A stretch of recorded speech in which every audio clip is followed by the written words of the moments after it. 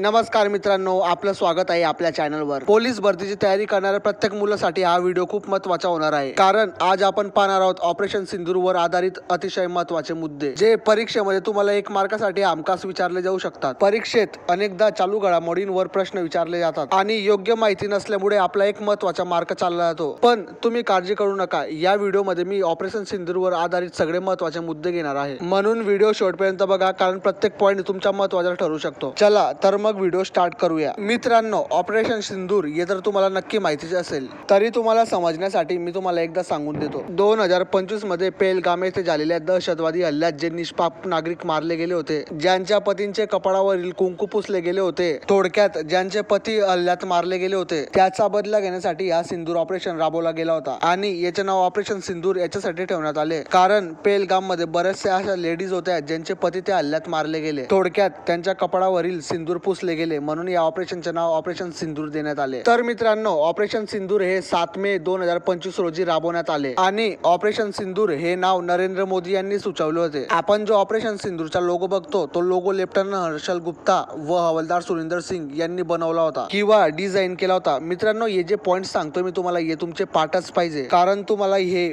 परीक्षेला हमखास विचारू शकतात. मित्रांनो, ऑपरेशन सिंदूर जे लीड करत होते, म्हणजे या जगाला ज्यांनी याची माहिती दिली, ते होते कर्नल सोफिया कुरेशी, जे गुजरात मधून आहे, आणि विंग कमांडर योमिका सिंग, ज्या उत्तर प्रदेश मधून येतात. आणि सर्वात महत्वाचा मुद्दा म्हणजे ऑपरेशन सिंदूर हँडल करणाऱ्या दोन्ही लेडीज होत्या. तर आता पुढचा पॉइंट घेऊया. पाकिस्तानातील 9 हवाई तळांवर हल्ले करण्यात आले, म्हणजे भारताने टोटल त्यांच्या 9 हवाई तळांवर हल्ला केला होता आणि जैश ए मोहम्मद व लष्कर ए तोयबाचे 100 पेक्षा अधिक दहशतवादी या हल्ल्यात मारले गेले होते. तर मित्रांनो, आता हे बी जाणणं गरजेचं आहे की भारताने पाकिस्तान विरुद्ध कोणत्या शस्त्रांचा वापर केला होता. पहिलं स्कॅल्प मिसाईल, दुसरं आहे हॅम्पर बॉम्ब, तिसरे S-400 आणि चौथं आहे आकाश. या सर्वांचा उपयोग ऑपरेशन सिंदूर मध्ये केला गेला होता.